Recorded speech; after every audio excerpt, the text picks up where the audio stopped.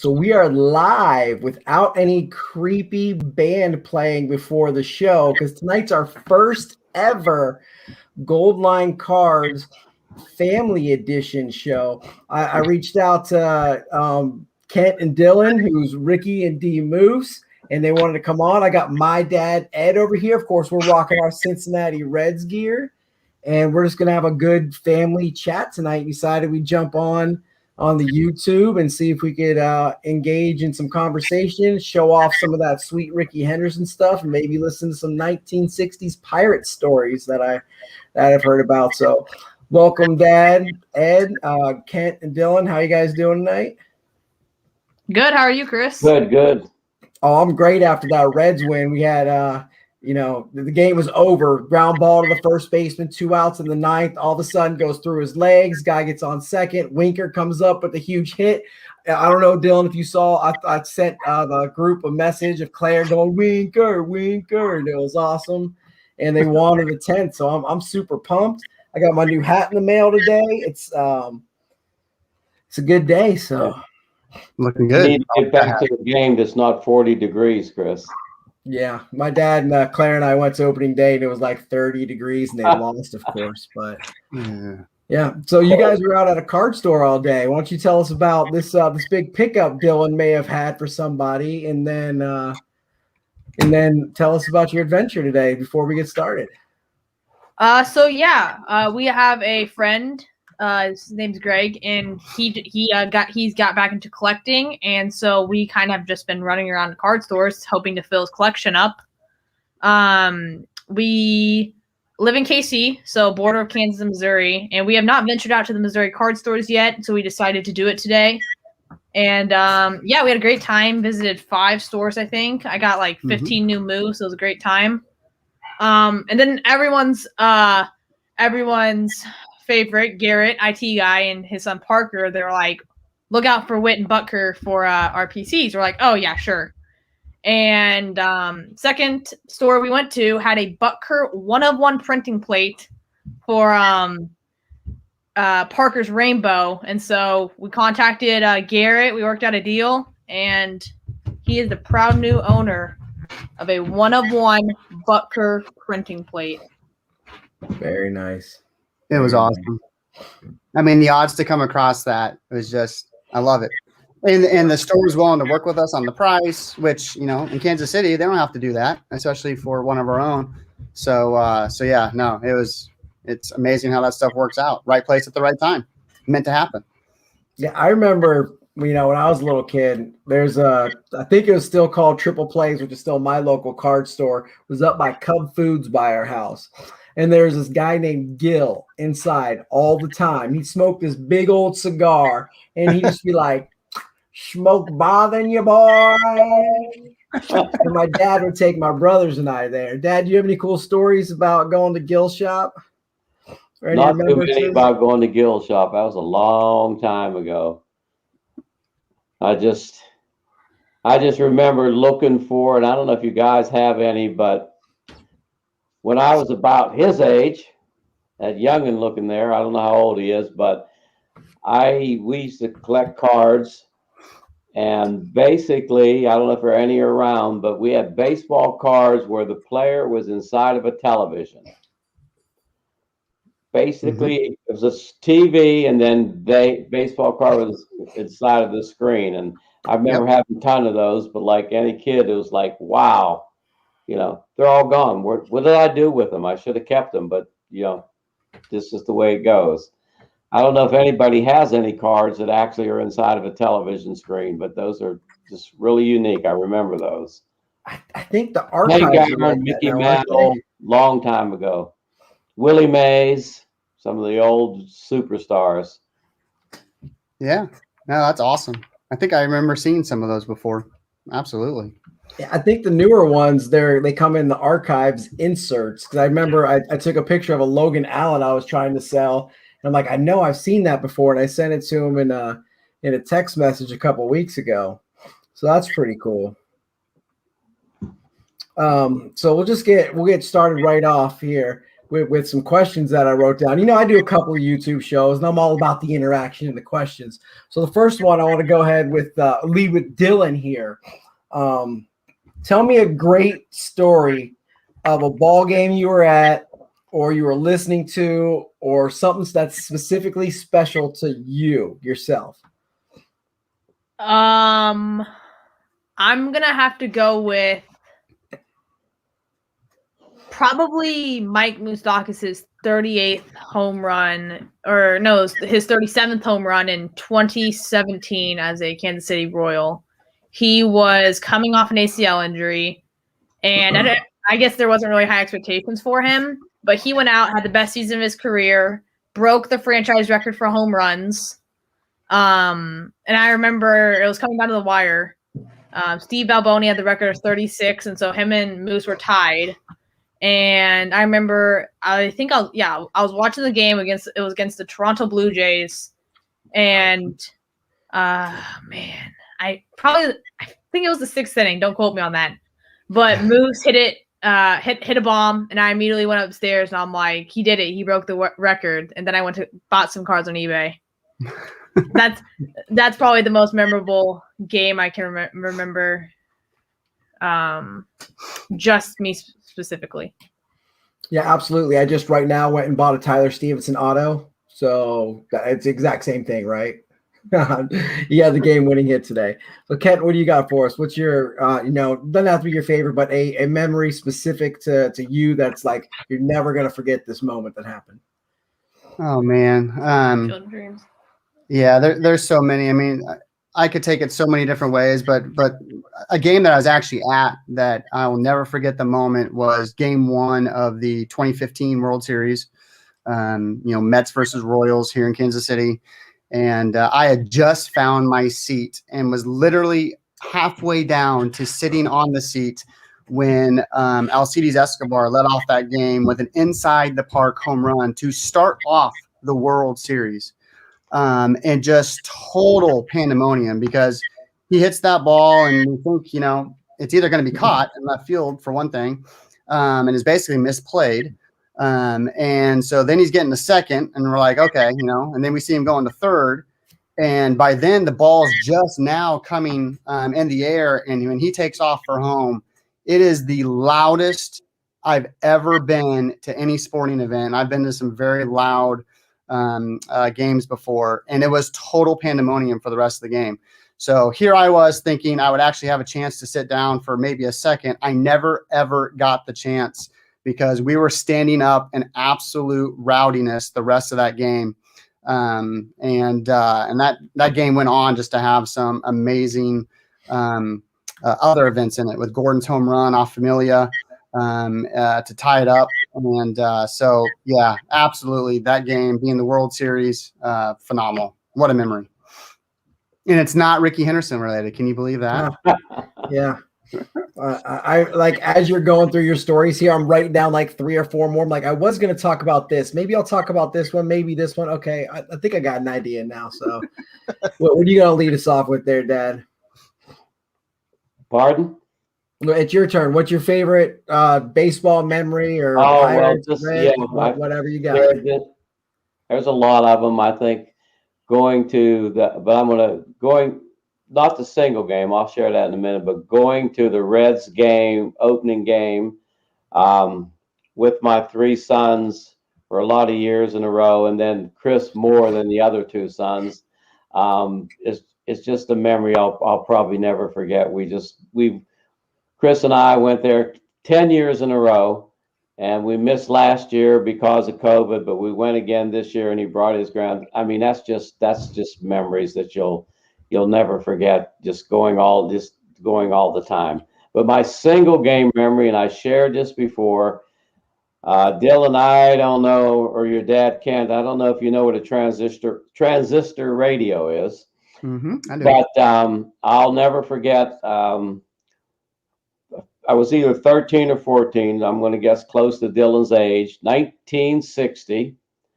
And things are a little bit different now. The Pirates were in the World Series against the Yankees in 1960. And actually, when I was in school, I'm going to guess, I don't know if they do it now, but I guess not. Every game that the Pirates played in the World Series against the Yankees, your class was shut down and they broadcasted the World Series.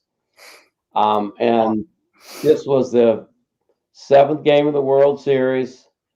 Had to get on the bus and go, but we were allowed to play our transistor radio. So I was on the bus, going home, and actually, if I recall, the Pirates were up 9-7.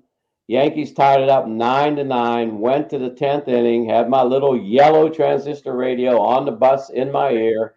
And I don't know if you know any of these players. It's a long time ago, but Bill Mazeroski blasted a home run, so they won the game 10-9. I think in the bottom of the 10th inning, and I'll just never forget that. It was just like the little tiny Pirates against the big bad Yankees, and just riding on that bus, and that's the single game, because I used to listen to a lot of games at home on my little yellow transistor radio, sitting in the basement, day in and day out, and day in and day out. Didn't watch a lot of baseball on television then, but every game was on KDKA radio out of Pittsburgh. So that's it, Chris. It was just an unbelievable experience. And it's kind of like, hey, it's a long time ago, but it's kind of like where you got me collecting some cards now, but they're basically, I collect cards just based on, hey, the memories of the past sort of kind of thing. Absolutely.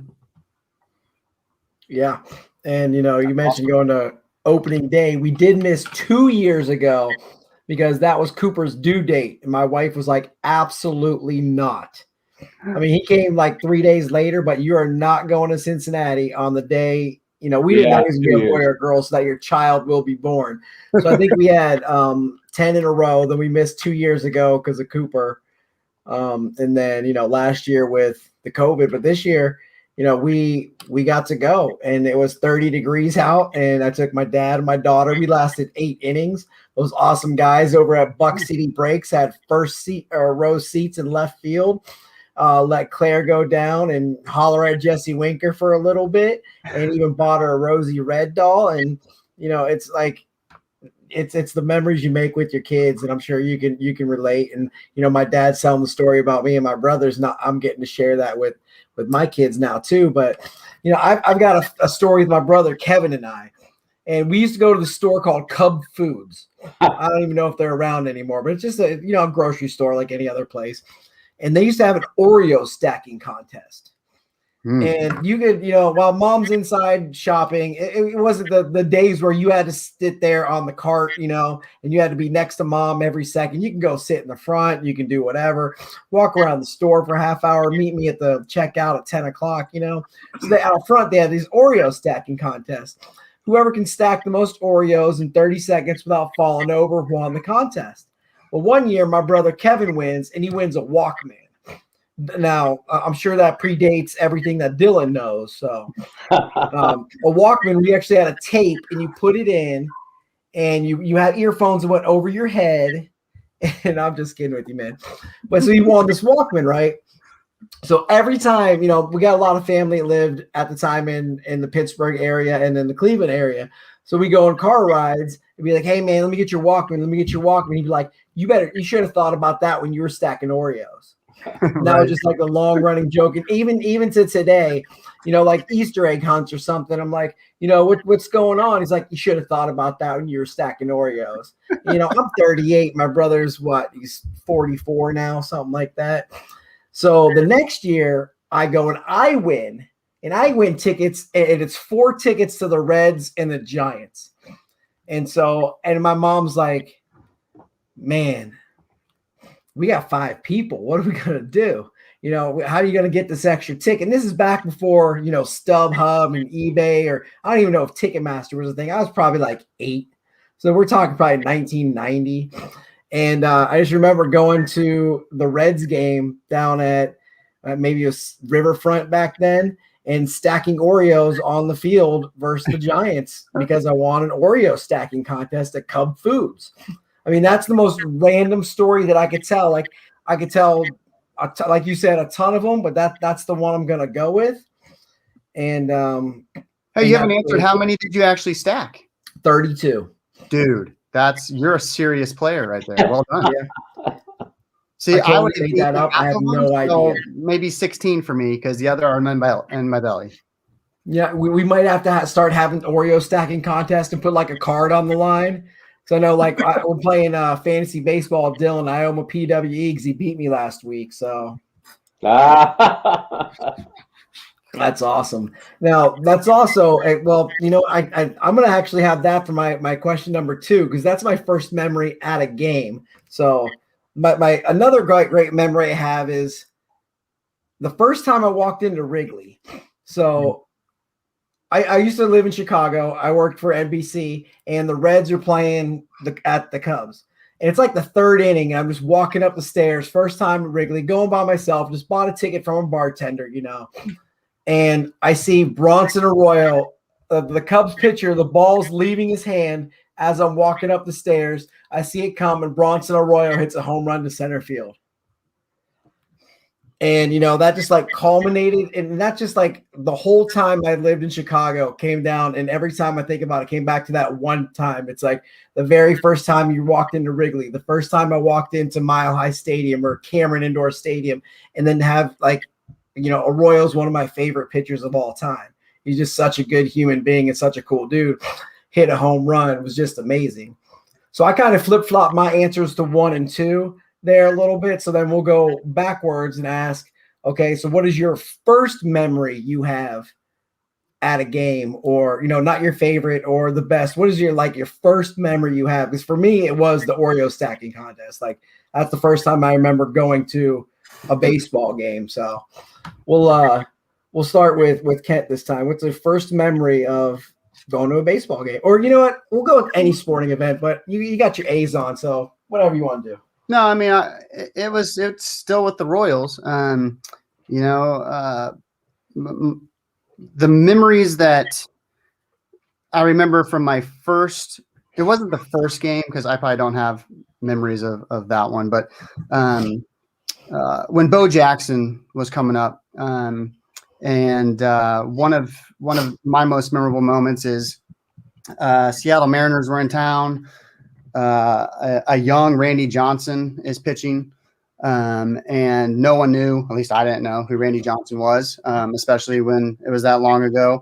But we all knew he could throw really hard. And then there's this young Bo Jackson guy. And of course, everyone, even at my age, knew who Bo Jackson was and that he was going to be the real deal.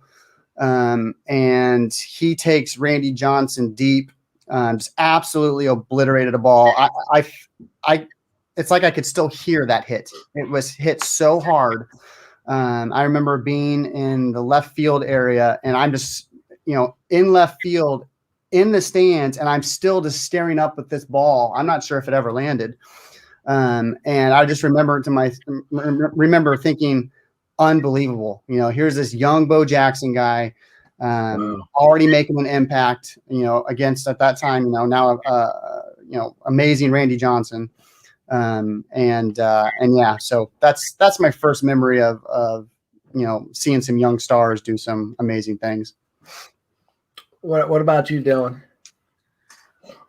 I'm gonna have to say Wichita Wingnuts. I do not know when we went to this game, but I remember the old Wichita Wingnuts. They're now the Wichita Wind Surge, but we went to a game with my grandparents because they were in Wichita, and I remember one of the players tossed me a ball, and I thought it was the greatest thing ever. I probably did not let go of this baseball for like a week. I'm like, that was a big ball deal. Player threw me a baseball.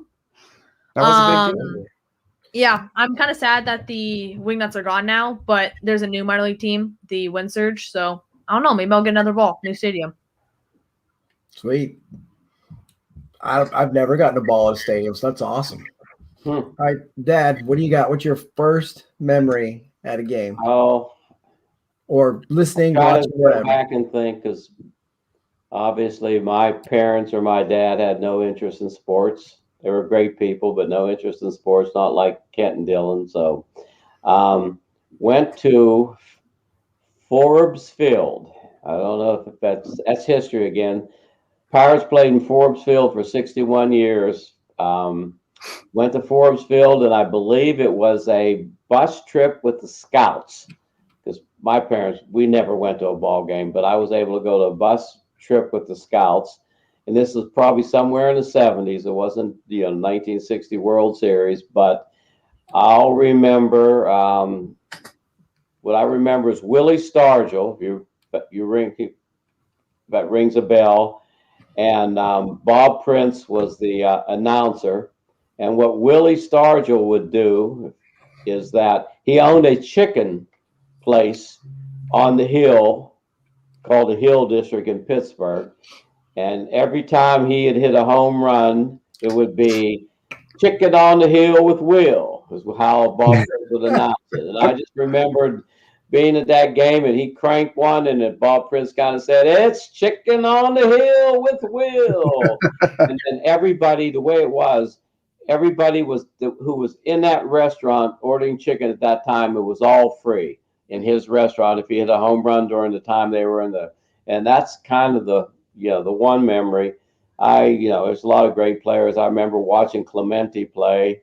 Unfortunately, he went on, if you remember, he was in an airplane crash in his prime, going back to his native country to provide food for the poor and things like that. But I didn't get to a lot of ball games. Most of my games were on the yellow transistor radio, sitting on the steps in my house. And he's talking about a Walkman. We didn't have earphones then. We just put a little transistor radio and the speaker up to our ears in those days. So that's kind of my first memory. Chicken on the Hill with Will.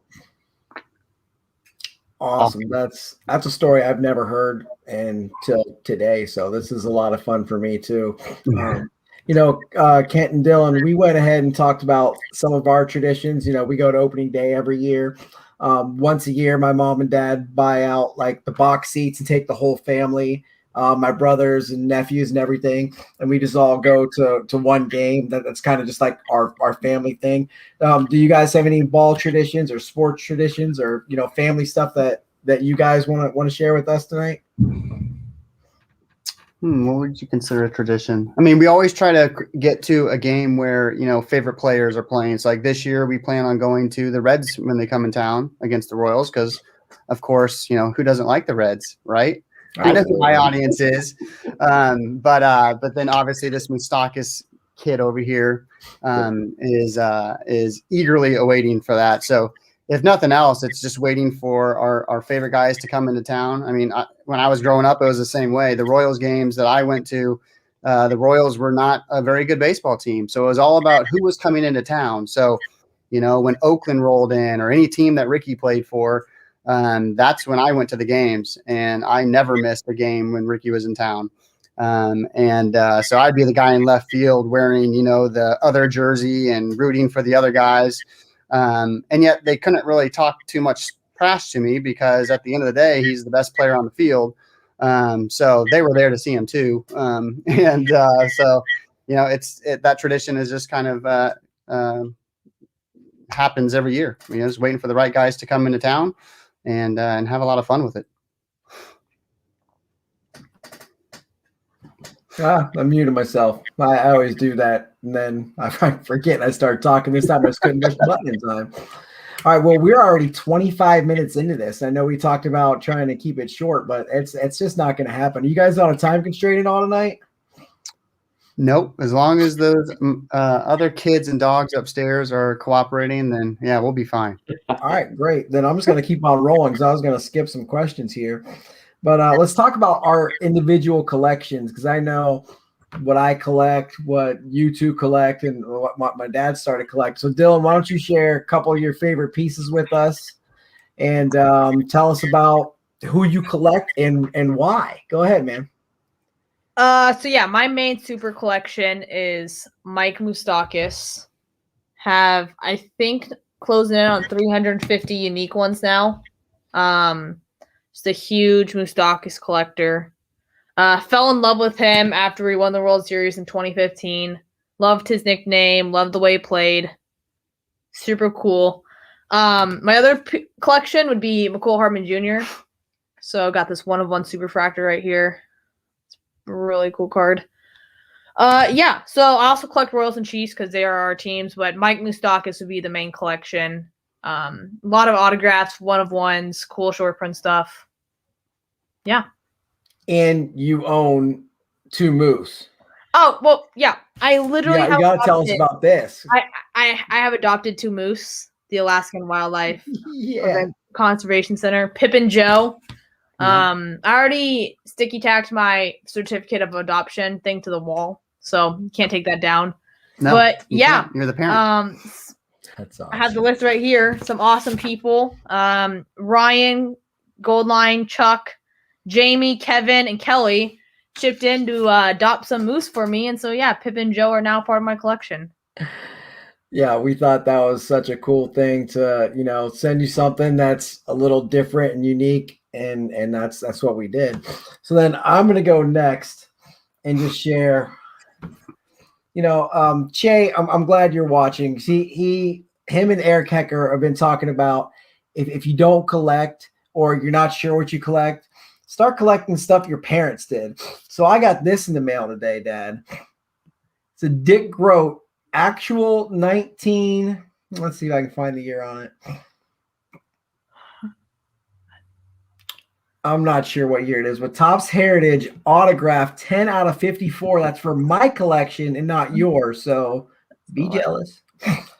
And then for whatever reason, like talking to my wife, I'm like, okay, I collect Reds and I collect Broncos, but I want to collect like 3 other guys. And one of them is Cody Bellinger. So I just kind of wanted to go through the slabs real quick and just a couple of my favorite cards. So I've got, the US 50 PSA 10. This might be my favorite, the negative refractor. I got this one for $1.75 on eBay. I'm not going to show all of them because that's nice. Too much, but the short print. And then my absolute favorite I'll share with you guys too because it just came this week. Oh, I got to share this one because my wife collects Yasiel Puig and I collect Bellinger. So a PSA 10 of Puig and Bellinger on a card, like, could not represent us better because my wife loves to collect too. So this one is like our card. It's not going to be a PSA 10 for long when you have to cut it in half so she gets the other half of it. No, man, we're married forever, so that's right. Stays. But then this is the new edition that I've been wanting for so long is the short print PSA 10 of the high fives, and I just happened to get super lucky and get a Prism restock basketball on Target, and I very, very rarely buy retail and flip it. Like I'll hook my guys up at cost plus shipping, or I'll open it myself. But this time, like, I sold 3 blasters for $415. I basically got lucky on Target, and that paid for my Bellinger. And so I didn't feel bad about that at all. Went directly back into the hobby. And then my buddies in the Cardboard Connection racked this to me, a 1-of-1 Drew Lock Jerry Jeudy. My wife got me this card when I graduated my master's degree. Game worn John Elway auto, 2 out of 10. Nice. This one may be the coolest card I own because Smash started the birthday PC. So his birthday is 310. So all the cards he collects are 310. This is Cooper's card, my son, because it's Jerry Jeudy, our guy, and it's 4 out of 7. That's his birthday. Nice. And then this one was from my Secret Santa, an Albert O 1-of-1 from Dylan right there. And then he showed off his Superfractor, so I got to show off mine. I guess I brought a little too much here, but then, Claire is the #1 Jesse Winker collector there is. I couldn't get in her room to get her rainbow because she's winding down for bed right now. It's late, but this is a Blake Jameson 1-of-1. Like, he literally said he's only making one. Actually, he made 2 because he sent her both of them, Jesse Winkers. He makes a lot of these art cards and sends them to fans, or you can buy them. But he said he's not going to make another Jesse Winker, so that's it.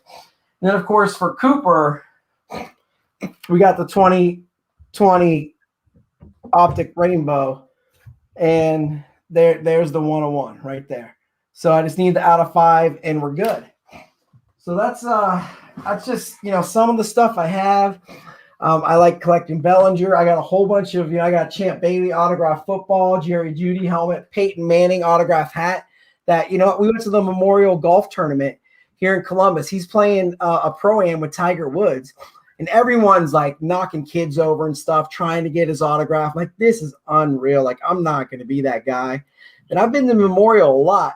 And he's on one of the holes, and I know there's a water feature. And he hits the ball to the left. And I'm thinking, he's going to have to go over that bridge over there. There's nobody standing by that bridge. So I went and stood by that bridge. It was me and one other person standing there. As he walked by, I said, "Excuse me, Mr. Manning, would you sign my hat, please?" And he said, "Absolutely." And he signed my hat, and it was like the coolest moment. I mean, and I went with my brother and my wife. My brother was getting a beer, and my wife was in the bathroom. So it was like, I'm the only one who saw this. I'm the only one here. I'm the only one with the autograph, and it was just amazing. So that's my story. I'm going to go to my dad next, and then finish off with Kent, because I'm just super interested in this Ricky, and I'm sure you're going to take up a lot of time, like I just did. So. Dad, go ahead and share, if you have a collection, or just the what you used to have, or, the Pirates I got you, or what you got. Yeah. Just trying to figure out, I'm going to share how amazed I am with this group of collectors, rippers, sellers, this whole card collecting group. It just amazes me. Before I tell you about my collection, because basically some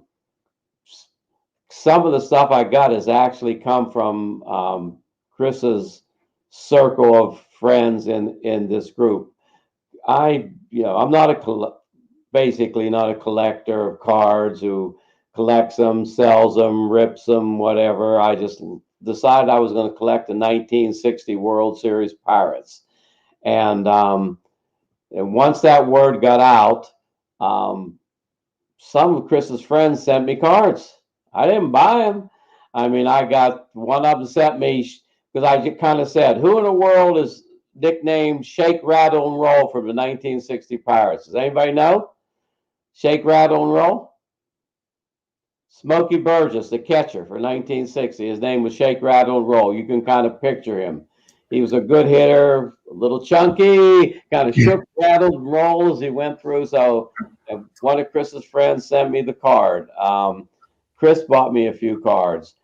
Bob Friend, who I mentioned before, I got a video, or not a video, but a CD about all his announcements. So, I'm just right now just collecting the 1960 World Series Pirates. What I have upstairs, right after that game, for some reason, the Pittsburgh Post-Gazette, I cut out the paper of every one of the players and put it in a little photo thing, so I still have it. It's not a card that people buy and sell, but it's the whole team is probably starting to get old, and that's where I go back and look at it. So I'm just right now collecting the 1960 World Series Pittsburgh Pirates, and Chris has got one he's going to give to me, even though he said it's his collection. He's got Dick Groat. He may or may not, but he has Dick Groat. I bought this for you. I'm not keeping an auto of Dick Groat. So right now I've got Bill Mazeroski, who I mentioned. Roberto Clemente, who was one of the greatest players, I got him. I got Smokey Burgess, who was the catcher, was sent to me. I didn't bring him in like everybody else. I got other Pirates, like Willie Stargell wasn't with the 60s, but I still have that one. So I have that one. See what else. Harvey Haddix, I don't know, but he was one of the pitchers for the Pirates who pitched a perfect game. I don't know if anybody else has ever done it. Pitched a perfect game for 9 innings and lost the game in the 10th. He actually lost the game. Nobody else has done that. But yeah, perfect game. I mean, no walks, nothing. Just a perfect game, not just a no-hitter. Wow. So I'm still collecting those. I'm looking forward to a couple of the outfielders whenever I can. I may buy one if it's out there, right? Because Bob Skinner, I don't know if you know all these names. Bill Verdon was out in the outfield. Dick Grote was a shortstop, I believe. Dick Hoke was the third baseman. Vinegar, Ben Mizell, Bob Friend were pitchers. So right now I'm just collecting those. Also, I don't get involved, but I love watching when I have time, some of the card people kind of do I don't know if they call them rips, but they just rip cards. There we go. Pack pools. Okay. That's all right. I don't know all the lingo, but yeah, I just kind of like watching them when they rip them, and I know which teams Chris has. So I'm kind of thinking, I hope he gets something. And, I guess you pay so much to get a team, and then if you get a good card, whatever. I like watching that. So right now I'm just trying to collect the 1960 World Series Pittsburgh Pirates. I do like the Cincinnati Reds, but I haven't started collecting any of those. I'm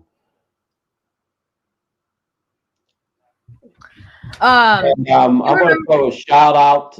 I don't know if this is one of Chris's friends, but I'm going to do it on this show. Chris Vargo. He has sent me most of the stuff.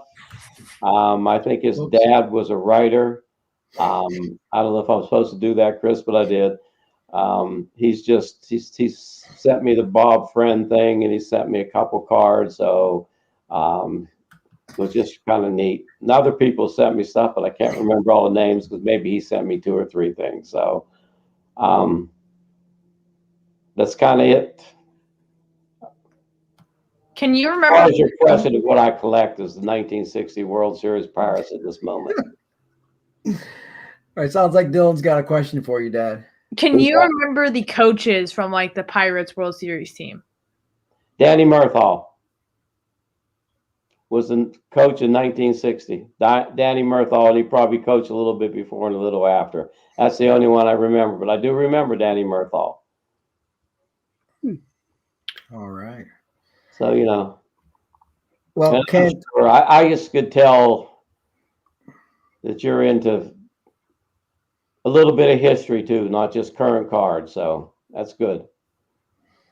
Well, I think Dylan and I have a little something for you to remember all the coaches by, because we're going to add your 1960 collection. So I'm not sure if Chris has that picture up, but you're going to have a card coming from us to you that is the coach's card. Oh, players. Oh, yeah. I did not know Verdon wound up being a coach. Neat. There you go. And I'm not sure Murthal was a coach in 60, but okay, that is fantastic. Well, hopefully it's an air card. Huh? I'm just trying to remember. I think it was him, but I'm not sure. Awesome. Well, that's some cool stuff right there. Fantastic. Appreciate it. You're welcome. That's what the hobby does. We appreciate it. And that's what I was trying to say. The hobby kind of just, I know they just kind of send each other cards that people are interested in. I really noticed that. I just, and I'll just say one more thing. I was really amazed, almost choked up a little bit when Chris was doing his thing for Special Olympics, and he just threw it out there. I don't think he expected what he got, but it was like, hey, this is a charity. Can you do donations? And I don't know where you wound up, Chris, but it blew my mind that most of the donations was from your card friends, and that was like $3,000. $3,600. Pardon? I ended up with $3,600 and $600. And that was the card group that most of them were. There were some relatives did a couple things, but most of them was his card group, and they're just neat people. I'm kind of starting to learn some of their names, and they're just super people. Awesome. Thanks for sharing your story, Dad. I know Kent, you sent me some pictures of your Ricky collection. Let me get that up here, and then have you go ahead and start talking about him here. Let's see if I can figure this out. There's your first one. Whose room was that? That's the room that's behind us right now. Look, if Dylan and I kind of split, Wow, like a half wall of my 3+ walls of Rickey Henderson stuff in my basement. So was that the guy that stole bases once in a while? I'm trying to remember. Yeah, he was pretty good at stealing bases. Yeah. Wow. So yeah, that is what I have called the man cave of steel, because Rickey's known as the man of steel. So very clever, right? Man cave of steel. Anyway, that's the end of the jokes. Yeah, so I've been collecting Rickey since 1987. And that was actually the first year that I got a complete set of cards. I remember coming down on Christmas morning, and underneath the Christmas tree was this brown box. And I had no idea what was inside the brown box at the time, but I remember thinking it's kind of boring. It's just a brown box. And opened that up, and it was a complete set of 1987 Topps, which at that time I still had no idea what it was. I remember taking every single individual card out and collating them by team, by, numbers on the back, looking at stats, basically just kind of memorizing pictures, and just thought how cool, baseball cards were. And in 1987 Topps particularly, there was a lot of Rickey Henderson cards. And so it was literally at that moment when I said to myself, again, a kid in Kansas City, never had seen Rickey play. They didn't show Oakland games, didn't show New York games in the Midwest market very often. And I just said to myself at that time, that guy must be pretty good. Because if they're going to make that many different cards of one person in a set, he must be something special. And it literally kind of took off from there. I just started really trying to learn more about Rickey Henderson. When I found out he was a left fielder, I was a left fielder on my little league team. When I found out he was a leadoff hitter, I was also the leadoff hitter for my little league team. So it just kind of came together that, hey, I might as well, collect this guy. We seem to have some stuff in common. So it's safe to say, it's now 2021 and I have not stopped. There's been very little break since 1987 where I haven't, collected Rickey Henderson exclusively. So hence I have a basement now that is full of many, many different types of Rickey Henderson items. I love a lot of art. I have some custom pieces made. I love any stadium giveaways that have Rickey Henderson on them. Just let me know when you want me to go to a different slide. I didn't mean to interrupt you there. Oh, no, I mean, I can talk about anything on any one of these slides. So, but if we could talk about this particular one. So that big banner that you see right in the middle is actually a stadium giveaway at Oakland. So I remember buying that on eBay. It came all folded up. And so, of course, the first thing I did was rip it open and didn't realize how big it was at the time. And at first thought, oh, my gosh, that's ridiculous. But now it's one of my favorite things. I absolutely love that iconic image of Rickey after he stole base number 939. That's why my Twitter name is Rickey939. Everything about me and 939 it follows me everywhere I go. I always look at the clock when it's 9:39. It seems like it's a running joke in my family. This kid will know it is. It's ridiculous. We have a radio station 93.9. I mean, it's crazy. Like 939 follows me. There is a skateboard on that particular wall. And there's another image of it. That skateboard or skate deck gets a lot of attention. I actually got that for Christmas from my brother. It's from an artist named Aaron Hill out of North Carolina. And I saw a picture that he had done of I think it was King Griffey Jr. was the first one I saw. He also did a Bo Jackson. And so I, contacted him immediately and said, can you make a Rickey Henderson? And so sure enough, this guy's detail on his skate decks is unbelievable. Because that looks just like the 1980 Topps Rickey Henderson rookie card, sliced exactly where it should be. So yeah, that piece, every time I post something, and it happened today with Chris, he saw that picture. He's like, dude, tell me about the skate deck. So it deserves all the attention that it gets, but that's one of my favorite pieces for sure. But what you also see in that particular picture is my display case. So my biggest part of the collection, of course, is cards. Always has been. Obviously, much easier to collect in mass. But yeah, inside that display case is all sorts of some of my favorite cards, and I'll talk about those here in a minute. And you can see all my Project 2020 cards up in that custom frame above that display case. So that was a display that I had done to, again, pattern the 1980 rookie card. So that was phenomenal how that turned out from an artist out of California. I have a Carolina Card Exchange shadow box. So shout out to Jason and Chuck. And that was a fun one for them to make. Yeah. See, everyone hold up your shadow boxes. Dylan's got a moose one now. Yeah. Which is, show that photo, Chris. Come on. Roll the moose photo. No, we do not need to do that. So yeah, you can just see where there's so much art. And that's what I love about it. You know, Rickey played for 9 different teams, played with Oakland 4 different times. So of course that kind of dominates, so much of what I have, but I actually loved every team that he played for, every stint that he did. That team at that time became my favorite team. You know, always was a Royals fan, and always wished that he had actually come to Kansas City, but we weren't quite good enough to get Rickey Henderson. Rich enough.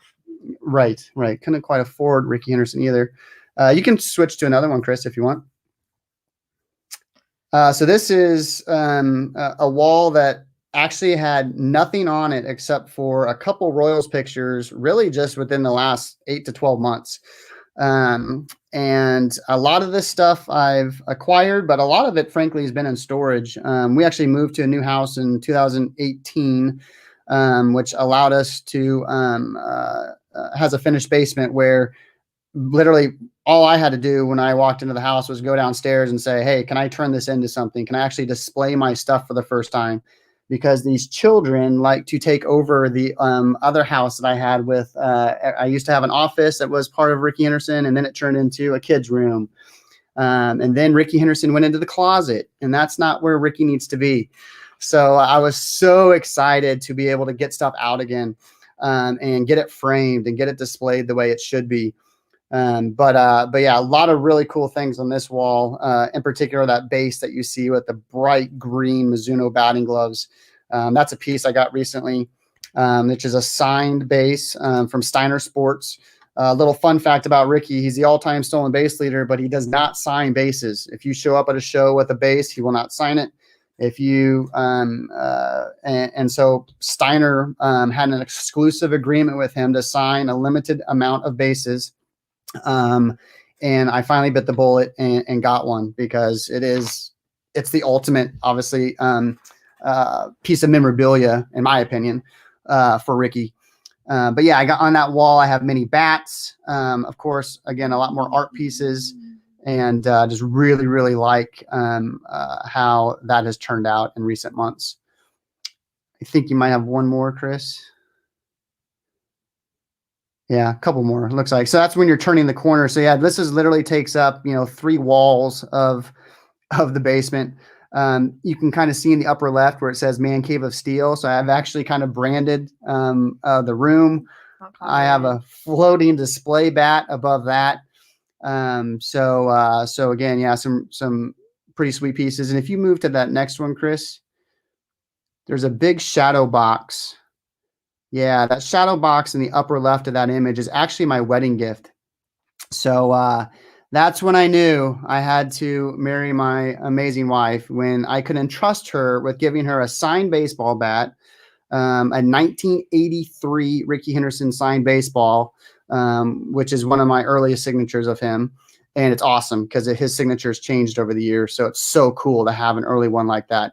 And I had no idea what she was going to do with those, but she said to trust her. And sure enough, that is what it turned into. So it's this beautiful green matted shadow box with everything. It's just amazing.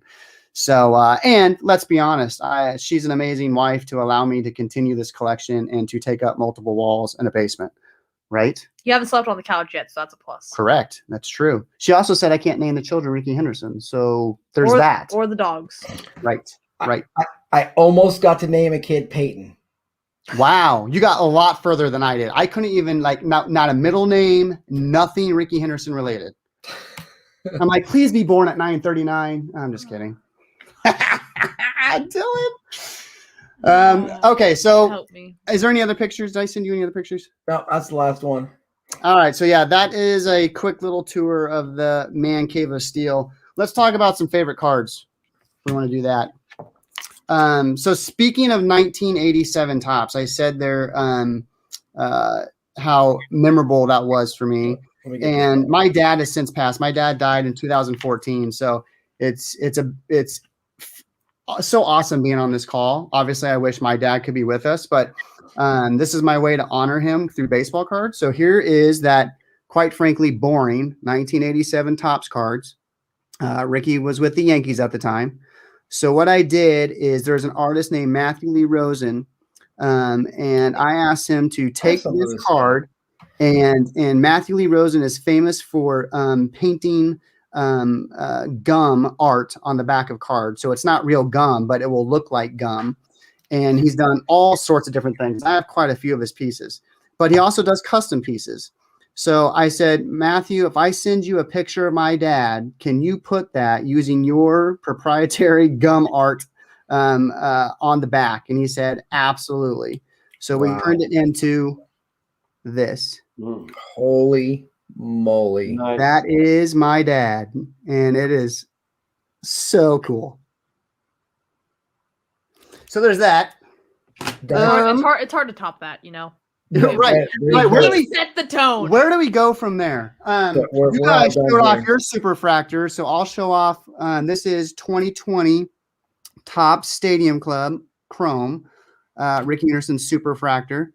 And again, this is like one of the most iconic images ever. Super clean card. And I'm one card away. Chris, I think I'm with you. I need the /5 red refractor to have all 8 versions of this card. So if anyone's watching, if you can get the 2020 Stadium Club Chrome red refractor out of 5, I'm your guy. Come talk to me. I also love custom cards. So there are quite a few custom cards that I have. But I kind of touched on it when you saw pictures of the Man Cave. But I'm a huge fan. When I think of Ricky Henderson, when I was a kid and I played youth baseball, not very well, by the way, I had bright green batting gloves, and I had to have them because Ricky wore them. And they're actually super famous Mizuno batting gloves. A lot of kids who played, there's another pair to the right of that shadow box. There.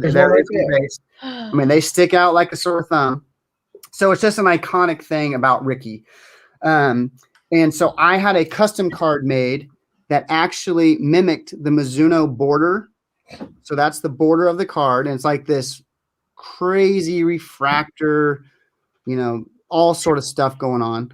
And you can't see it, but it actually says Kent Corser Collection right here, which is pretty sweet. It's kind of fun to have your own name on your card. And so, yeah, this artist made a whole custom back to it. I mean, pretty sweet. So again, those sort of things are so personal, but also again, just stuff that you just can't pull or get. So this is way better than a one of one, in my opinion, just because you can do whatever you want to with it. When I think about some of my favorite insert cards, I immediately go to late 90s because I think late 90s inserts are just the absolute craziest thing. And this is a 1996 Select Certified Mirror Gold. This is what started the craziness of serial numbers on cards, because at the time, no one had come out with something that was this low. There's only 30 of these in existence. So they made mirror golds, mirror reds, and mirror blues. 30, 45, and 90 were how many they produced. And ever since then, that's when low number cards became a thing. So that set is what started everything. And these cards, by the way, are going, like, if you can find them of the star players, they're like thousands. It's ridiculous. So it's amazing. I think I spent maybe $200 on that card back in, 96. So that's been a good investment.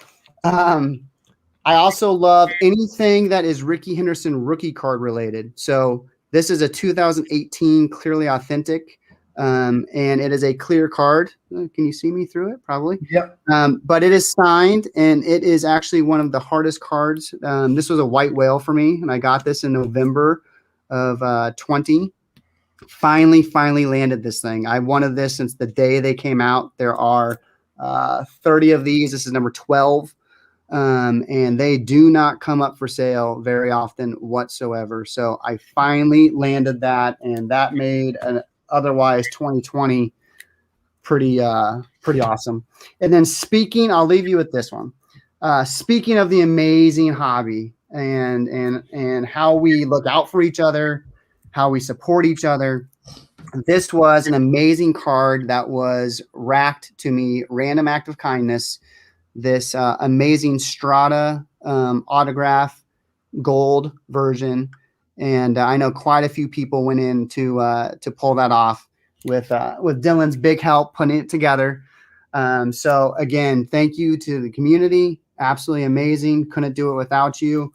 I share one item a day of my collection because it's fun first and foremost, but it's just amazing to see the hobby's reaction to different items, what resonates with them. And, when I have people message me to say, I look forward to your post each day, that's serious. That's pretty cool. That's a good and fun responsibility to have. And so it's just my way of giving back. And if I can share it, my goodness gracious, let's do it. So anyway, that's Rickey Henderson to me in a nutshell. I could talk about him literally for hours, guys. So cut me off.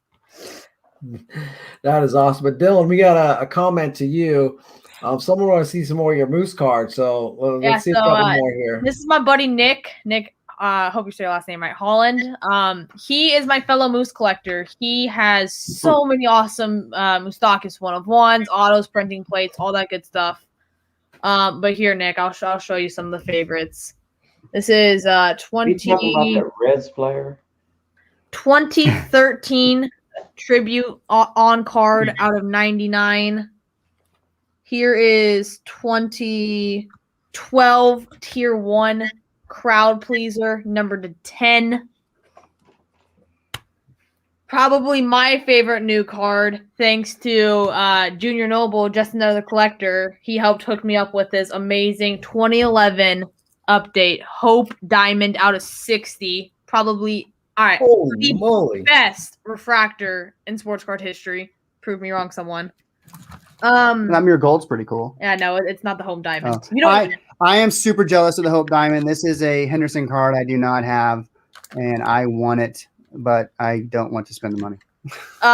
Here, Nick, just finished this mini rainbow. That's a mini Moose 1-of-1, also courtesy of just another collector.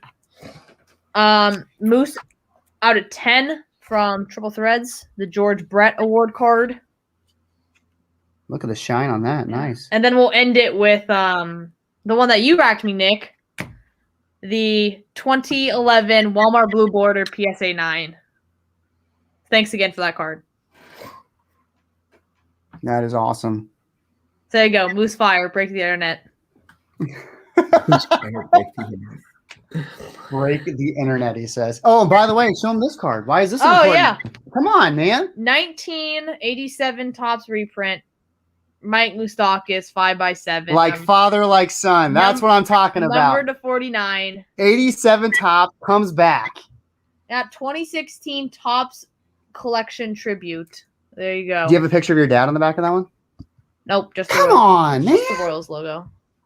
Someday there's gonna be a picture of me on that card. He's got to mow a lot of lawns. He was talking the other day in the chat group. Hey, I need to get $80 for such and such card. I'm like, dude, that's like 4 lawns. Like, grab your lawnmower, go knock on some doors. Like, come on, man. He's got to hustle. He's got to hustle. I know Che was in the chat talking about when I mentioned going to Duke with my dad earlier, Christian Leitner. I'm sitting here trying to find, like, I got my Leitner auto sitting right here, and I just cannot find it because, we talk about some of the traditions or the collecting. Like, I got to take my dad to Cameron Indoor Stadium. We go to Jay's gonna leave. The Reds opening day. I took my dad to the first time to Notre Dame Stadium, and then also for his it was his 60th birthday, 65th. I'm not sure. One of his birthdays, my dad and I flew out to Denver, went to Mile High, and put a whoop down on your Kansas City Chiefs. And it was just like, those experiences that I'm sure you guys are going to be looking forward to and be able to have in your lifetime that, I got to share with my dad. And I know Claire's sitting downstairs watching the Reds game, cheering on Jesse Winker. Cooper's 2, and he's sitting there, go Vado, Vado. So hopefully, my kids, my dad said his parents didn't like sports, never took him to games. My parents took me all the time. I played growing up. I was pretty good at baseball. I was pretty good at football and stuff, but I was terrible at basketball, but I really liked baseball. I played in high school. I could have played at Toledo, had Tommy John surgery. We got a guest over there. Yeah, I think Bryson wants to say hi. Hi. Hi. Hey, Bryson, tell them about your collection. You collect cards. Who do you collect? I collect Eric Hosmer. Eric Hosmer. Why do you collect Eric Hosmer? I don't know, really. You don't know? You have no idea why? Did he play for any teams that you know or anything? Royals. Oh, he played with the Royals. You mean he's the world champion Royal who slid home to basically seal the World Series for us? That Eric Hosmer? Yeah, I like him too. He's pretty swell. Do you collect anybody else? Yeah. Kimball Walker. Switching it to basketball, just like that. Look at the young one. That's awesome. I've done my job as a parent. Look at I have all these card collectors around me. This is a proud dad moment. Mm-hmm. And I chose a PC, not Ricky Henderson, so I could actually collect. See, wow. I'm even helping you out. Good point. Thank you. Yeah. See, this card right here is the 2019, 2020 Jesse Winker Top Series 1. This is the out of 69, but this is the card that, the very first pack that Claire ever opened was Prism Basketball. The very first card sitting on top was Zion Williamson. Now, when people send my kids cards, like they belong to my kids, or, I'm not going to take her Winkers or the Cooper Cups. Like, that's her Zion Williamson. Claire has a Zion Williamson Prism. And so then her very first pack of baseball cards, she's flipping through, and she must have been 3 probably. She recognized the Reds logo and liked this card, just a base card. And this is what started her liking Jesse Winker. And that's really it. I mean, there's no cool story behind it except for her first pack of baseball cards. She recognized the Reds logo, and this was the card. So now she's just Jesse Winker this, Jesse Winker that. We made her a personalized shirt to go to the game. I mean, probably 80% of her collection is people just sending her stuff. Both you guys and my dad have talked about the racks and everything. Who collects Jesse Winker?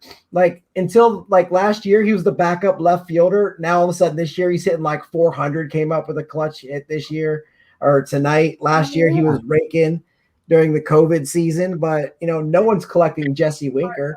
Now, all of a sudden, people are in my DMs like, hey, man, I got this autograph for $50. Like, I have like 8 of those, like I'm not. And then one guy's calling me a bad dad because I won't spend $80 on my kid for an autograph. Like, get out of here.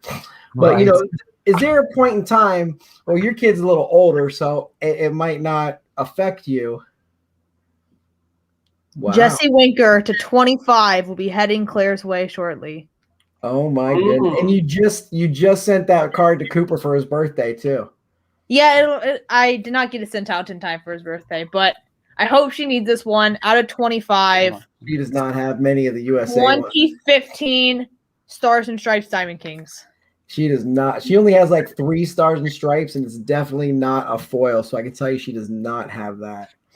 But Kent, is there a point in time, say Jesse Winker, hits like 400 this year and breaks the Tony Gwynn line, or maybe hits an MVP that I'm sitting on autographed baseballs, 1-of-1s, probably 60 to 70 autographs. Is there a point in time where it comes, hey, you could have these cards in like 10 years, or I could sell them, invest them, and pay for your college? Like, has that ever like occurred? Because last year when people are hitting me on my DMs like, hey, this card's $30. I'm like, I got 8 of those. Like, I could have $240 to put in that Apple stock for her for when she's 18. Or is she really going to care about Jesse Winker in 15 years? Is that a thought you've ever had before with your kids or even your own collecting? Like, no, I get asked all the time.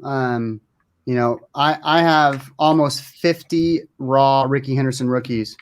And if you've been following any of the news with Rickey Henderson rookies over the last several weeks, especially since the PSA 10 sold for like $160,000, I get asked all the time, well, aren't you going to grade those? And what if you have a 10? And, what if you have a whole bunch of 9s?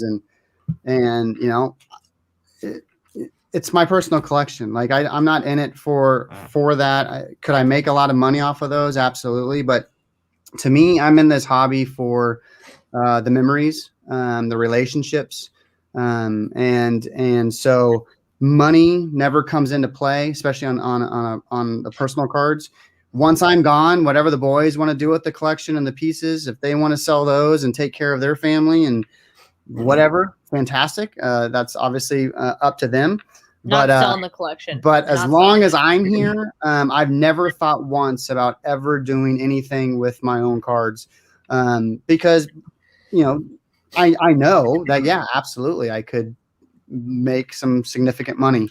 But it's not about that. It's really about the memories and if I were to do something like that, I know I'd instantly regret it. There would be some short-term fun with it, but in the long term, I know that I would end up regretting that. And frankly, it's why I'm still in the hobby today. From 1987 to 2021, collecting one player isn't easy to do, but when you stick with it and they still continue to make Rickey Henderson cards every single year in the hundreds, it's not like there's 1 or 5, there's hundreds. There was 987 last year or something. So yeah, it just keeps going and going. But long-winded way, no, I have not thought about that. My wife would probably answer your question completely different. I think my situation might be a little different. I mean, my kid's 5, so it's not like it's my collection, it's hers. And, looking out for her future, if I could pay for her college by selling her Jesse Winkers, like, I'm probably selling her Jesse Winkers, Like, I don't know how much attachment she's going to have to him. Like, he's not a Rickey Henderson who is going to have cards made of him, still in 30 years or anything. He's going to run, probably 4 or 5 more years and then be done with it. But, my collection, if I ever needed money, I lose my job, got to pay my mortgage or something, that's when I start, selling Bellinger and Locke and Elway and stuff. But other than that, there's no way. It was more of a thought along the lines of, she's 5. So is she really even going to like collecting in 5 to 10 years? Or can I pay for her college and secure, a better future for her? And as a dad, I think it's completely different than, my own personal collection. I'd sell off before hers anyways. But that was just a thought I had while I was sitting here staring at a Jesse Winker. I don't know. What do you think, Dad? Should I sell a bunch of Jesse Winkers, or are you paid for Claire's college? What's going to happen there? Sell Jesse Winkers? No, I would ask Dylan a question, not answer that one, because I'm trying to figure out who this Moose guy is. Okay. And is he a Cincinnati Red? Okay, so yeah, Mike Moustakas. Yeah, so you showed me all his cards, and I didn't see any Cincinnati Red cards. Yeah, red card. Come on. Red. I just wasn't sure. Wasn't sure. Here. That's why I was getting confused. Here's a Reds Moose auto out of 18. All right. So yeah, he is the everyday third baseman for the Cincinnati Reds. Signed there last year on a 4-year, $64 million deal. Same thing as Nick Castellanos. He knows all this. He drafted by the Royals in 2007, number 2 overall pick. Number 1 overall pick was David Price. Came up to the majors in 2011. He's in 2011 Topps Update like Mike Trout, so I can never pull one of his rookie cards. Was with the Royals, won a World Series. Got traded in 2018 to the Brewers. Had a walk-off hit for the Brewers that year in Game 3 of the ALDS against the Rockies. That's signed good, again you know. with 29. Signed again with the Brewers in 2019, then 2020 with the Reds. There you go, Mike Moustakas. Wow, yeah, that was a lot of Mike Moustakas there. Encyclopedia, huh? Yeah, sure. Well, I don't know if they have encyclopedias anymore.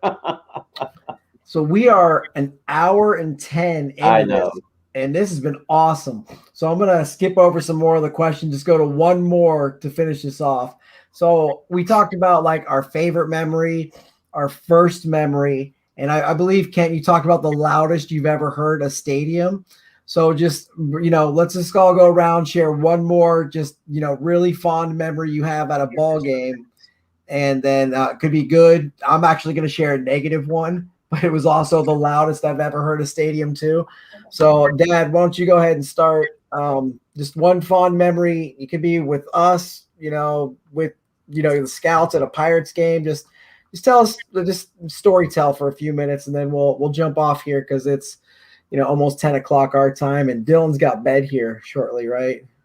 Or it's a Saturday night. He can stay up late. Yes, he does. Thank you. My kids are in bed already. My wife's probably asleep too downstairs on the couch. So, all right, go ahead, Dad. Tell us a story. Or you got to think for a minute. Yeah, I got to think for a minute because my story is not going to be about stadiums or games I went to, or you kind of shared Denver, and I think you kind of shared. You've taken me to all the bucket list places I want to go to, so I've been to those. I think what I really want to really talk about is just listening tonight. I just think I'm getting more interested in collecting different kind of things. I just love listening to Dylan. I'm just going to share that. As my God, he's collecting the moose, and not only is he collecting the moose, he has got a whole history of the guy's life to some extent in baseball. I mean, he's threw out statistics, he's threw out all that information, and I'm just sitting there kind of thinking, wow, maybe that's what it's all about, is not, and I think Kent also said it, his Ricky Henderson collection, they're not for sale. And I'm going to guess Dylan's moose collection, I don't know, that probably is not for sale, because that's one of the things he's all about. And I just think that, that's wonderful. And Chris, you just said, the Winkers, you got Claire collecting all these Winkers, and you got Broncos you're collecting. So it's not all about collecting, watching the card go up, sell it, make some money, get the next card. It's just, so I'm not going to talk about a story.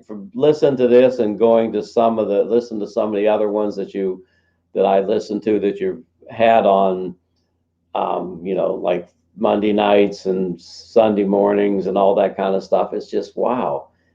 These people are really genuinely into whatever they're actually collecting. And I just appreciated, and I'll stop right here, Kent talking about Ricky Henderson, that's just something he loves to do. And then his son talking about the moose, something he likes to do. So I don't know, maybe he's going to fly out and watch the Moose play a Cincinnati game someday. I have no clue. That would be really neat. Yeah, we could all just meet you down there somehow. I don't know. I definitely need to come to Ohio and see Goldline and Buck City Breaks at a Reds game. That would just be the perfect summer weekend right there.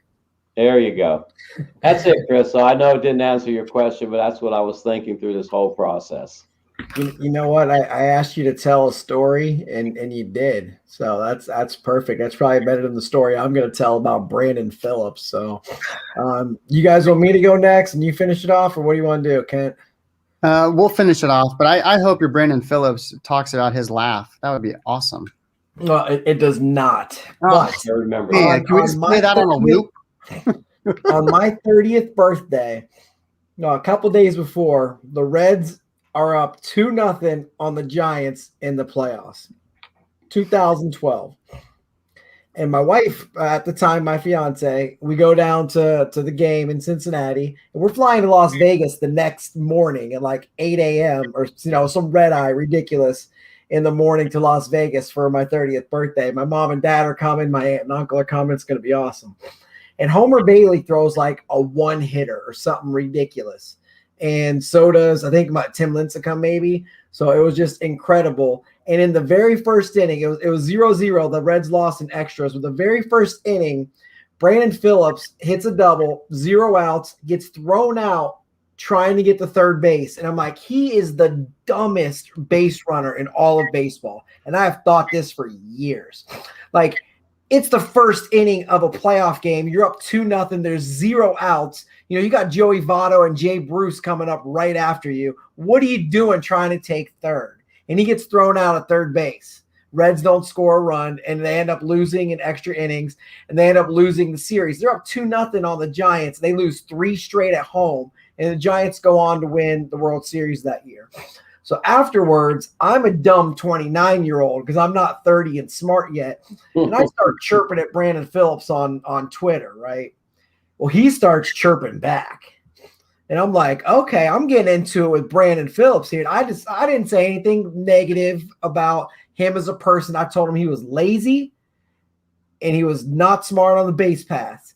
And he wanted to come attack me with all these personal insults and all this stuff. I'm like, you have no idea who I am. Like, I didn't say you were a bad human being or you robbed somebody or, you're a Aroldis Chapman or something like that, who I don't think is a very good person. All I said is, man, I think you're lazy and you're not smart on the base pass. And, that was a dumb move on me because you never want to attack somebody on Twitter like that. But like I said, I was younger and dumber then. And Phillips and I just started going back and forth. And this was we did it for like a good 2 years. Like then he got released and went to the Braves, I think it was, and just moved on. And he's got me blocked now. And this is way before Goldline. This is on my personal Twitter account. But, that's my story is my wife and I. And then actually on my 30th birthday, the everybody else is off playing slots or we're at the Aria Hotel, Las Vegas. My dad and I are sitting in front of the TV just watching, game 4, watching game 5. Like, that's what we wanted to do. Like, we're in Las Vegas, my first time, probably my only time ever going, probably my parents' last time they're ever going to go. And what we wanted to do was sit and watch the Reds playoff game together. And we haven't had a chance to do that since, last year they went, but it was right in the middle of COVID. Couldn't really watch stuff together. Couldn't, my dad lives like 20 minutes away. So, they're in our bubble, but still it was that's the story I just wanted to share. Was my anger was let out. It shouldn't have happened. I still think Brandon Phillips is really dumb on the base pass, and I think he's lazy. He is a wizard with his glove. He has a huge heart, and he does so many awesome community things for youth that need help. And he buys baseball cleats, and he buys he fields and just helps youth programs and does all these amazing things off the field. He's got that huge Brandon Phillips smile. And, he's pretty good with the bat too, but he is really, really bad on the bases. And when I went to Homer Bailey's first ever game, I made T-shirts and Homer on it, and I drove down to Cincinnati, and they were playing the Royals, I believe. And it was a rain out, and I sat there for like 3 hours in the rain, and I was one of like 1,000 people to actually watch the game. And I'm going to talk too much if I keep going on because Jay Bruce hit a grand slam once on July 4th in extra innings versus the Indians. And I was there with my mom, my dad, and one of my ex-girlfriends. That was awesome. And I'm done now, so you guys are up. Hey, does Brandon Phillips follow Goal Line Cards now? He doesn't know that we exist. It's a whole new beginning.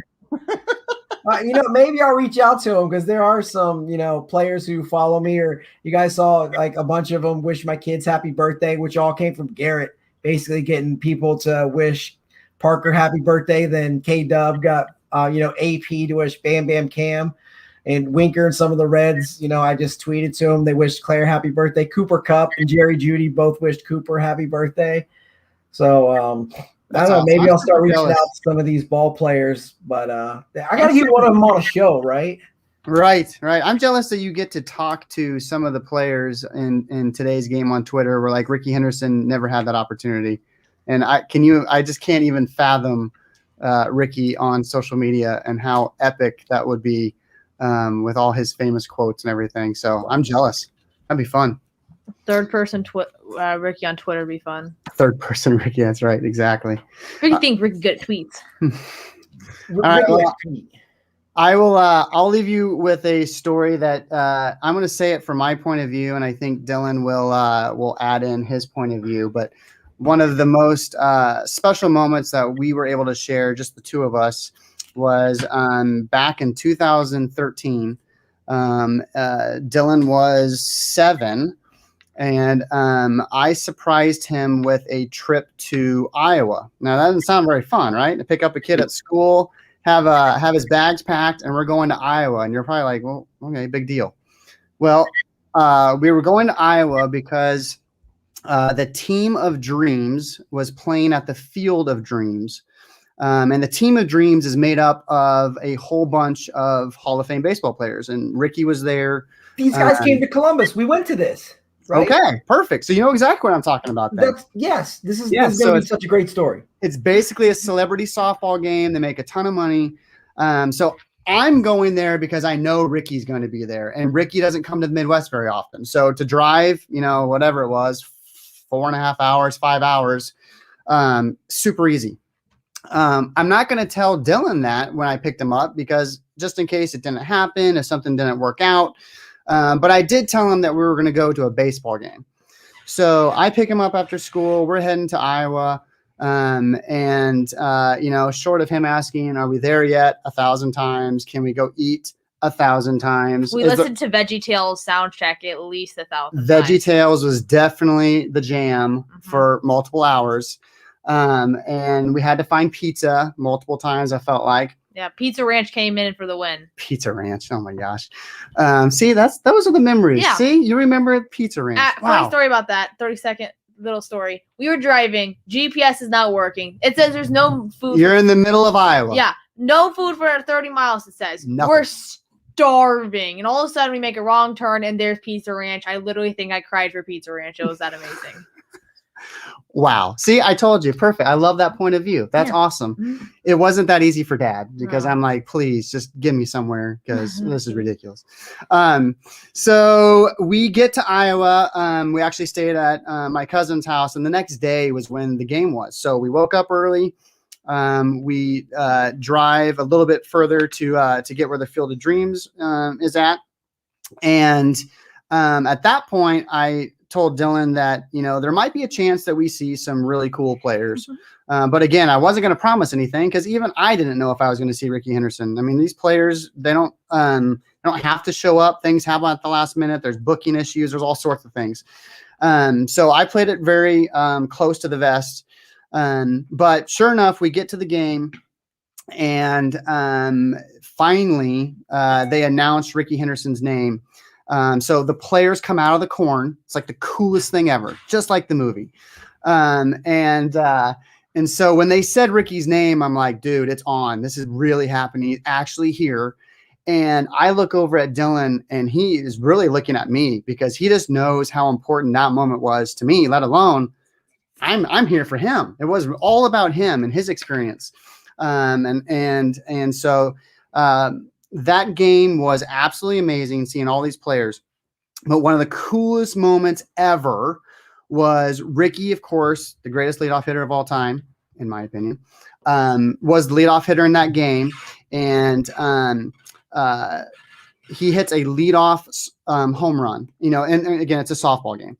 But that softball was launched into the left field corner. So I'm just watching Rickey, right? I saw the ball go into the corner, but I lost track of it. And meanwhile, my eyes go back on Rickey as he's doing his slow trot around the bases and just playing jokes on people was hilarious. Ozzie Smith, Frank Thomas, Reggie, Johnny Bench. I mean, all these guys are there. Pete Rose was playing. Everyone. It was absolutely amazing.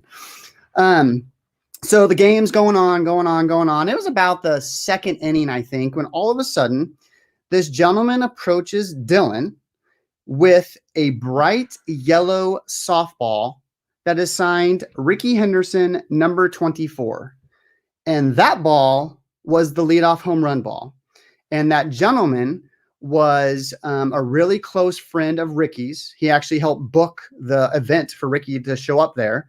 And knew me, by wearing a Henderson jersey and things like that, and presented Dylan with that ball. So one of the coolest moments ever. After the game, we got to go meet Ricky. We got pictures taken with him. He signed a hat, asked Dylan a whole bunch of questions, and it was a really, really special moment for me, not only to meet my hero and have that moment, but to be with my son and share that with him. That's the super coolest thing ever. So what do you want to add to that from your point of view? I don't know, a couple of things. The softball is probably the same color as the corn, so I feel bad for the person who had to go chase that ball down because it's easy to get lost in corn as a human, not to mention finding a softball that is probably buried into the ground because Ricky just hit a nuclear bomb. That's right. So I remember, so they gave out these little packs. Leaf sponsored the event. Well, they didn't really sponsor it. They sponsored like the trading cards that came with the event. And you got 5 cards per pack. And it was probably like a 20-person checklist. Anyway, we got our packs because you got 1 pack per person. And we pulled 0 Ricky Henderson. So I look at him. He looks at me. So he's like, okay, go find someone else that did not give us the packs, that did not know that we had packs, and we had another pack to see if we pull it. We did not pull it. So we ended up trading for it. But I remember the trading card part of it. And that is one of my favorite Ricky Henderson cards. You can really only get it at the event. It's awesome. Yeah, Pizza Ranch, definitely remember that.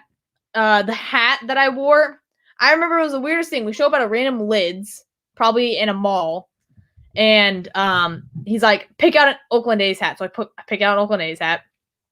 Turn off, it's like, oh, this is my new favorite hat. It's a cool hat. And then Ricky signs it, and I'm like, I'm never seeing that hat again. Great. Yep. Rip that right off his head. We and the signature's beautiful. Yeah, signature's beautiful. Flawless. We got to keep the pen as well that Ricky signed. Yep, DNA. Yep. There was a card show that after the game, we didn't really say that much because there was a lot of junk wax and Dad already had all of the Rickies. But I remember they were giving the players were signing for free. So there was like 6 players a night, and one night it was, I want to say Frank Thomas, Pete Rose, Ricky Henderson, and Ozzie Smith are all signing, and they're in these all own tents. And there was just this huge line for one player, but we couldn't tell what it was because we were not allowed to cut the line. So we're sitting in the back of this line. We're sitting in the back of this line. Little did we know it was Ozzie Smith. So we probably spent 30 minutes sitting in a line for Ozzie Smith, who I guess, yeah, Iowa, Missouri, pretty darn close. But it was funny because someone pulled us aside. They're like, hey, are you here for Ricky? And we're like, yeah. He's like, oh, well, his line's like 2 people long, so why don't you go over there? And so, yeah, we kind of waited in that line forever. I don't know. I think those are all the memories from that trip. It was a really cool game. Really cool game. Yeah. So something I'll remember forever. Yeah. Dylan was young, but that was, again, such an amazing opportunity. And we'll have to do it again. Mm-hmm. Yeah. If Ricky ever returns to Field of Dreams, totally going to have to go again. And Garrett's still watching. I don't know what he's doing an hour and a half into the show, still watching us tell stories. But he says he took Parker to the same game at the Field of Dreams in 2016. You described it perfectly. We got to see the same style of game. And I remember Columbus, we're the home of the AAA New York Yankees for like forever. And they left, and we had 1 year of the Washington Nationals, and now they're the Indians. And the year that Huntington Park got built is the new AAA stadium was the same year that the new Yankee Stadium got built. And for whatever reason, they named Columbus and Huntington Field the best stadium of that year. And I have no idea what year this is, by the way. I can't remember. But it just reminded me that exact event came to here because we got named Ballpark of the Year. So it wasn't like cornfields and stuff like you're talking about, but it was all these superstars playing. They called it the Field of Dreams game and came to Huntington Field where the Columbus Clippers play. And I went with my parents and some friends and stuff, and it was the exact same. Like I'm sitting there watching Roger Clemens, and there's Roger Clemens University of Texas jersey right there, and Frank Thomas, and all these just amazing Hall of Fame players. And I still got the ticket stub around here somewhere, and maybe I can find pictures on MySpace or whatever was popular back then and share with you. But if I can find those, I'll definitely, share them with you in a Google Drive or something, because it sounds like that the exact same event you took your kid to, like I went to with my dad. Like how better of a way to end this show than that random awesome coincidence, right? Exactly. So I'm telling you, the world's like this small, man. It's awesome. Yeah. So we are.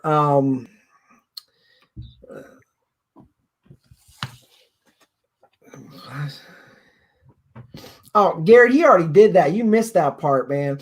He said I need to reach out. Come on, bro. To get the exposure to shout out. Don't give me any more exposure. Don't give me any more shout outs. I just did what anyone else would have done for me, and that's, I don't know, show them some love, find them their PC. So I don't need anything extra. Parker deserves it. There you go. Easy peasy. And so, we're an hour and 31 minutes into it. So I just want to thank you, Kent and Dylan, for coming tonight, and Dad for joining me on one of my shows. Maybe you'll join me on another one. I know, this was an idea that, I don't know, maybe Che bounced off me. He's like, hey, why don't you get some of these guys on? And you two were the first two I thought about. And then obviously Garrett and Parker, Jamie and Quentin or Will. And, there's a bunch of, families that collect together. And then I'm talking to my wife about this. She's like, what about husband and wives who collect? I'm like, honey, you won't come on a show with me. She's like, well, if you get somebody, get Tyler Murphy and his wife or something, or Smash and Mindy, and we can do a show. Anna Arrow and her husband. Yeah, Anna's going to come on the first ever all-female Around the Hobby. We're going to have that. Her, Mindy, and two other special guests are going to be on the first ever all-female Around the Hobby, and it's going to be awesome.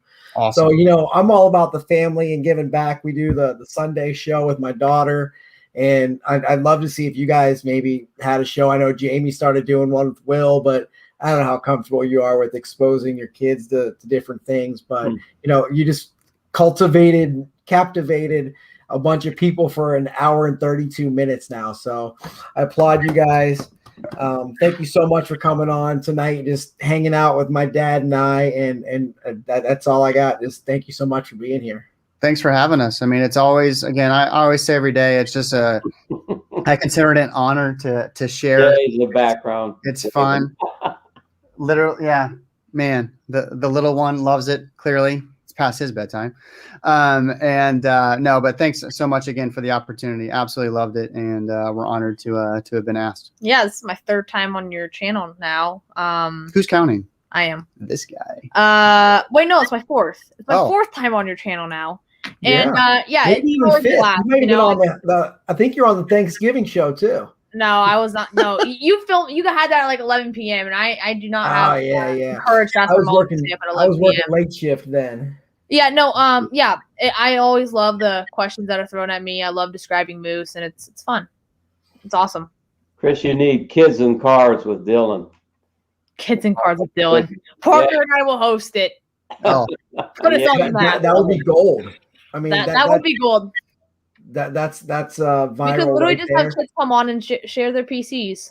Yeah, you can be viral. You can be like the new Blippi, but only like hobby related, and you can be like $14 million in like 4 years if you wear a funny hat or something. It's a suspender. So if you just wore like a giant moose hat, like the one in you just I did it, didn't I? You're gonna make him do something. Here he comes. Oh boy, you're feeding the animal, Chris. You're feeding. Stadium giveaway. Moose antlers that are autographed. Wow. Yeah, I haven't put away, but I have a horse head.